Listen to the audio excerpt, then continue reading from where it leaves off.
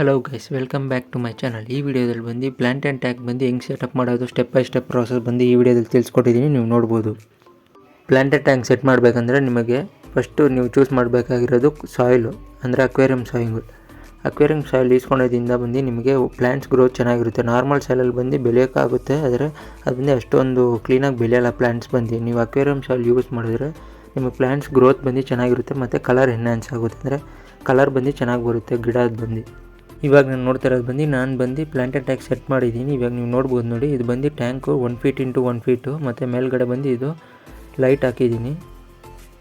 ಈ ಥರ ಅದು ಸ್ಟ್ರೆಚಬಲ್ ಲೈಟ್. ಅದು ನೀವು ನೋಡ್ತಾ ಇರೋದು ಬಂದು ನೀವು ಪ್ಲಾಂಟ್ ಆ್ಯಂಡ್ ಟ್ಯಾಂಕ್ ಸೆಟ್ ಮಾಡ್ತಾ ಇದ್ದೀರಿ ಅಂದರೆ ಅದಕ್ಕೆ ಬೇಕಾಗಿರೋ ಆಕ್ಸೆಸ್ ಇರೋಲ್ಲ, ನೀವು ಫಸ್ಟೇ ಇಸ್ಕೊಂಬಿಟ್ಟು ರೆಡಿಯಾಗಿರಬೇಕು, ಆವಾಗಲೇ ನೀವು ಬಂದು ಟ್ಯಾಂಕ್ ಸೆಟ್ ಮಾಡೋಕ್ಕಾಗೋದು. ಇವಾಗ ನಾನು ಹಾಕ್ತಾ ಇರೋದು ಬಂದು ಇದು ಅಕ್ವೇರಿಯಂ ಸಾಯಿಲ್. ಇದು ಬಂದು ನಾರ್ಮಲ್ಲು ಮನೆ ಹತ್ರ ಇರುತ್ತಲ್ಲ ಅಕ್ವೇರಿಯಲ್ಲಿ ಈಸ್ಕೊಂಡಿರೋದು. ಇದು ಬಂದು ಅಕ್ವೇರಿಯಂ ಬ್ಲ್ಯಾಕ್ ಸಾಯಿಲ್ ಅಲ್ಲ, ಇದು ಬಂದು ಸ್ವಲ್ಪ ಬ್ರೌನಿಷ್ ಟೈಪ್ ಥರ. ಮತ್ತು ಆ ಮಣ್ಣನ್ನು ಬಂದು ನೀವು ಕರೆಕ್ಟಾಗಿ ಲೆವೆಲಿಗೆ ಮಾಡ್ಕೊಬೇಕು, ಒಂದೇ ಥರ ಲೆವೆಲಿಗೆ ಇರಬೇಕು. ಟ್ಯಾಂಕಲ್ಲಿ ಬಂದು ಒಂದೇ ಸಮವಾಗಿ ಇರಬೇಕು. ನೀವು ಮಾಡುವಾಗ ಬಂದು ಕೇರ್ಫುಲ್ಲಾಗಿ ಮಾಡಿ, ಜಾಸ್ತಿ ರಬ್ ಮಾಡೋಕ್ಕೆ ಹೋಗ್ಬಿಡಿ, ಏನಕ್ಕಂದರೆ ಗ್ಲಾಸ್ ಸ್ಕ್ರ್ಯಾಚಸ್ ಆಗಿಬಿಡುತ್ತೆ. ಆವಾಗ ನೀವು ಕರೆಕ್ಟಾಗಿ ಕ್ಲೀನಾಗಿ ಪರ್ಫೆಕ್ಟಾಗಿ ಮಾಡ್ಕೊಂಡು ಹೋಗಿ ಅಷ್ಟೇ. ಇದು ಸೆಟ್ ಆದಮೇಲೆ ಬಂದು ನಾವು ಇವಾಗ ಅಮೆಜಾನ್ ಅಕ್ವೇರಿಯಂ ಸಾಯಿಲ್ ಅಂತ ಇಸ್ಕೊಂಡಿದ್ದೀನಿ, ಅದನ್ನ ಬಂದು ಹಾಕ್ತಾಯಿದ್ದೀನಿ. ಇದು ಬ್ಲ್ಯಾಕ್ ಸಾಯಿಲ್. ಇದರಲ್ಲಿ ಬಂದು ನ್ಯೂಟ್ರಿಯೆಂಟ್ಸು ಜಾಸ್ತಿ ಇರುತ್ತೆ. ಪ್ಲ್ಯಾಂಟಿಗೆ ಏನೇನು ಬೇಕೋ ನ್ಯೂಟ್ರಿಯೆಂಟ್ಸ್ ಎಲ್ಲ ಇದರಲ್ಲಿ ಈ ಮಣ್ಣಲ್ಲಿ ಇರುತ್ತೆ. ಫಸ್ಟ್ ಲೇಯರ್ ಬಂದು ಆ ಮಣ್ಣು ಹಾಕ್ಕೊಂಡಿದ್ದೀನಿ, ಸೆಕೆಂಡ್ ಲೇಯರ್ ಬಂದು ಇದು ಅಮೆಜಾನ್ ಅಕ್ವೇರಿಯಂ ಸಾಯಿಲ್ ಹಾಕ್ಕೊತಾ ಇದ್ದೀನಿ.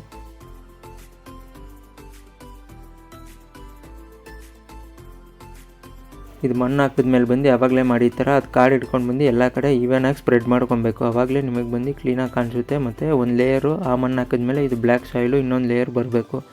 ಟ್ಯಾಂಕಲ್ಲಿ ಬಂದು 1.5 ಇಂಚು ಇಲ್ಲ 1 ಇಂಚಿಗೆ ಬಂದು ಮಣ್ಣು ಹಾಕ್ಕೊಬೇಕು, ಆವಾಗಲೇ ಗಿಡಕ್ಕೆ ಬಂದು ಅದು ಬೇರು ಇರುತ್ತಲ್ಲ ಅದು ಬಂದು ಕರೆಕ್ಟಾಗಿ ಹಿಡಿಯುತ್ತೆ ಒಳಗಡೆ. ಅಂದರೆ ಪ್ಲ್ಯಾಂಟ್ಸ್ ನೀವು ನೀರು ಇವಾಗ ಏನಾಗುವಾಗ ಮೇಲೆ ಬರೋಲ್ಲ, ಪ್ಲ್ಯಾಂಟ್ಸ್ಗಳು ನೀರಲ್ಲಿಂದ ಮೇಲ್ಗಡೆ ಬಂದು ತೇಲ ಥರ ಎಲ್ಲ ಇರುತ್ತಲ್ಲ ಅದೆಲ್ಲ ಪ್ರಾಬ್ಲಮ್ ಆಗೋಲ್ಲ. ಅದಕ್ಕೆ ನೀವು ಮಣ್ಣು ಬಂದು ಜಾಸ್ತಿ ಹಾಕಿರಬೇಕು. ಇವಾಗ ಆಗೋದ್ಮೇಲೆ ಬಂದು ಟ್ಯಾಂಕ್ ಇದೇ ಥರನೇ ಕಾಣಿಸುತ್ತೆ ನೋಡಿ, 1 ಇಂಚಿಗೆ ನಾನು ಮಣ್ಣು ಹಾಕಿದ್ದೀನಿ. ಅದು ಇದಾದ್ಮೇಲೆ ಬಂದು ಟ್ಯಾಂಕ್ ಇದೇ ಥರನೇ ಕಾಣಿಸುತ್ತೆ.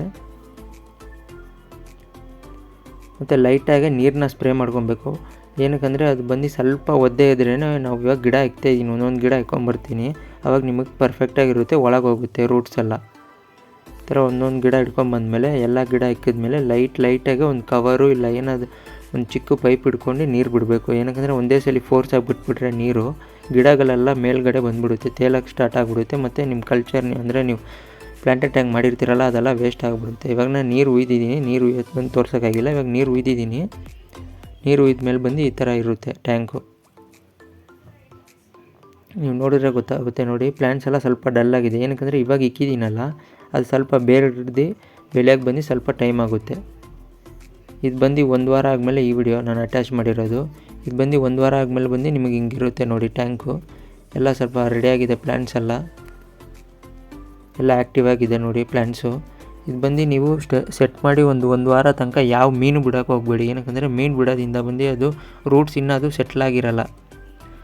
ಅದಕ್ಕೆ ಬಂದು ನೀವು ಟ್ಯಾಂಕ್ನ ಬಂದು ಸೈಕಲ್ ಮಾಡೋಕ್ಕೆ ಬಿಡಬೇಕು, ಆವಾಗಲೇ ನಿಮಗೆ ಬಂದು ಪ್ಲಾಂಟೆಡ್ ಟ್ಯಾಂಕ್ ಬಂದು ಕ್ಲೀನಾಗಿ ಕಾಣಿಸುತ್ತೆ ಮತ್ತು ರೆಡಿ ಆಗುತ್ತೆ ಟ್ಯಾಂಕು. ಮತ್ತು ಇವಾಗ 1-2 ವಾರ ಆದಮೇಲೆ ನಾನು ನೋಡಿ ಮೀನು ಬಿಟ್ಟಿದ್ದೀನಿ. ಇದು ಬಂದು ಸೈಮೀಸ್ ಆಲ್ಗೇಟರ್ ಅಂತ, ಏನಕ್ಕಂದರೆ ಪಾಚಿ ಜಾಸ್ತಿ ಕಟ್ಕೊಂಡಿಲ್ಲ ಇರೋದಕ್ಕೆ ಈ ಮೀನನ್ನ ಬಿಡ್ತಾರೆ. ಮತ್ತು ನಿಯಾನ್ ಟೆಟ್ರಾಗಳು ಬಿಟ್ಟಿದ್ದೀನಿ 2. ಇದು ಪ್ಲಾಂಟೆಡ್ ಟ್ಯಾಂಕ್ ಮೇಂಟೆನೆನ್ಸ್ ಅಂತ ಬಂದರೆ ನಿಮಗೆ ಬಂದು ವಾರಕ್ಕೊಂದ್ಸಲಿ ಬಂದು ನೀರು ಚೇಂಜ್ ಮಾಡಬೇಕು, ಇಲ್ಲಾಂದರೆ ಅದು ಆಲ್ಗೆ ಇಶ್ಯೂಸ್ ಬರುತ್ತೆ. ಮತ್ತು ಒಂದೊಂದು ಸ್ವಲ್ಪ ಗಿಡಗಳೆಲ್ಲ ಬಂದು ಫುಲ್ಲು ಇದಾಗ್ಬಿಟ್ಟಿರುತ್ತೆ, ಅಂದರೆ ಒಂಥರ ಯೆಲ್ಲೋಯಿಶ್ ಆಗೋದು ಮತ್ತು ಎಲೆ ಕೊಲ್ತೋಗಿರುತ್ತಲ್ಲ ಅದೆಲ್ಲ ತೆಗ್ದು ಹಾಕ್ಬಿಡ್ಬೇಕು ಆಚೆ, ಇಲ್ಲಾಂದರೆ ಟ್ಯಾಂಕ್ ಬಂದು ಒಂಥರ ಆಲ್ಗೆ ಕಟ್ಕೊಂಡಿರೋ ಥರ ಆಗುತ್ತೆ. ಮತ್ತು ನೀರು ಬಂದು ಒಂಥರ ಕಲರ್ ಚೇಂಜ್ ಆಗಿಬಿಡುತ್ತೆ. ಇದು ಮೇಂಟೈನ್ ಮಾಡಲೇಬೇಕು. ಮತ್ತು ಅವಾಗ ಟ್ರಿಮ್ ಮಾಡ್ತಾ ಇರಬೇಕು. ಗಿಡ ಏನೋ ಜಾಸ್ತಿ ಬೆಳೀತಂದರೆ ಹೈಟ್ ಜಾಸ್ತಿ ಬಂದುಬಿಡುತ್ತೆ ಅಂದರೆ ನೀವು ಟ್ರಿಮ್ ಮಾಡ್ತಾ ಇರಬೇಕು. ಮತ್ತು ಇದಕ್ಕೆ ಬಂದು ಫಿಲ್ಟ್ರ್ ಬಂದು ನೀವು ಟಾಪ್ ಫಿಲ್ಟ್ರ್ ಹಾಕೊಬೋದು. ನಾನು ಸದ್ಯಕ್ಕೆ ಇವಾಗ ಏರ್ ಪಂಪ್ ಹಾಕ್ಕೊಂಡಿದ್ದೀನಿ, ನೆಕ್ಸ್ಟ್ ಟಾಪ್ ಫಿಲ್ಟ್ರ್ ಹಾಕ್ತೀನಿ. ಅದಕ್ಕೆ ಪ್ಲ್ಯಾಂಟ್ಸಿಗೆಲ್ಲ ನೀವು ಬಂದು ನ್ಯೂಟ್ರಿಯೆಂಟ್ಸ್ ಕೊಡಬೇಕಂದ್ರೆ ಏನಿಲ್ಲ, ವಾಟರ್ ಸಬ್ಸ್ಟ್ರೇಟ್ ಅಂತ ಬರುತ್ತೆ, ಅಂದರೆ ನೀವು ಅಂಗಡಿಯಲ್ಲೆಲ್ಲ ಸಿಗುತ್ತೆ ನೋಡಿ, ನೋಡಿದ್ರೆ ಅಕ್ವೇರಿಯಂ ಶಾಪಲ್ಲಿ ಅದು ಕೊಡೋದ್ರಿಂದ ಬಂದು ನಿಮಗೆ ಪ್ಲ್ಯಾಂಟ್ಸ್ ಗ್ರೋತ್ ಬಂದು ಚೆನ್ನಾಗಿರುತ್ತೆ ಮತ್ತು ಕಲರ್ ಎನ್ಹ್ಯಾನ್ಸ್ ಆಗುತ್ತೆ, ಈ ಪ್ಲ್ಯಾಂಟ್ಸ್ ಎಲ್ಲ ಚೆನ್ನಾಗಿ ಗ್ರೋ ಆಗುತ್ತೆ. ಮತ್ತು ನೀವು ಬಂದು ಅದು ನೀವು ಈಸ್ಕೊಂಬಾಗ ಬಂದು ಕ್ಲೀನಾಗಿ ಅವ್ರ ಹತ್ರ ಕೇಳ್ಕೊಂಡು ಈಸ್ಕೊಳ್ಳಿ, ಏನಕ್ಕಂದರೆ ಅದು ಫಿಶ್ಗೆ ಹಾರ್ಮ್ ಆಗಬಾರ್ದು. ಅದು ಸಬ್ಸ್ಟ್ರೇಟು ಅಂದರೆ ಫರ್ಟಿಲೈಸರ್ ಎಲ್ಲ ಕೊಡ್ತಿರಲ್ಲ ಪ್ಲ್ಯಾಂಟ್ಸಿಗೆ, ಅದು ಬಂದು ಮೀನಿಗೆ ಬಂದು ಏನೂ ಎಫೆಕ್ಟ್ ಆಗಬಾರ್ದು, ಆ ಥರ ನೋಡ್ಕೊಂಡು ಈಸ್ಕೊಬೇಕು. ಮತ್ತು ಈ ಪ್ಲ್ಯಾಂಟ್ಸಿಗೆ ಬಂದು ನೀವು ಒಂದು 5 to 8 ಅವರ್ಸ್ ತನಕ ನೀವು ಲೈಟ್ ಕೊಡಲೇಬೇಕು. ಅಂದರೆ ಆರ್ಟಿಫಿಷಿಯಲ್ ಲೈಟ್ ನಾವು ಹಾಕಿರ್ತೀವಲ್ಲ, ಅಕ್ವೇರಿಯಂ ಲೈಟು, ಅದು ಕೊಡಲೇಬೇಕು.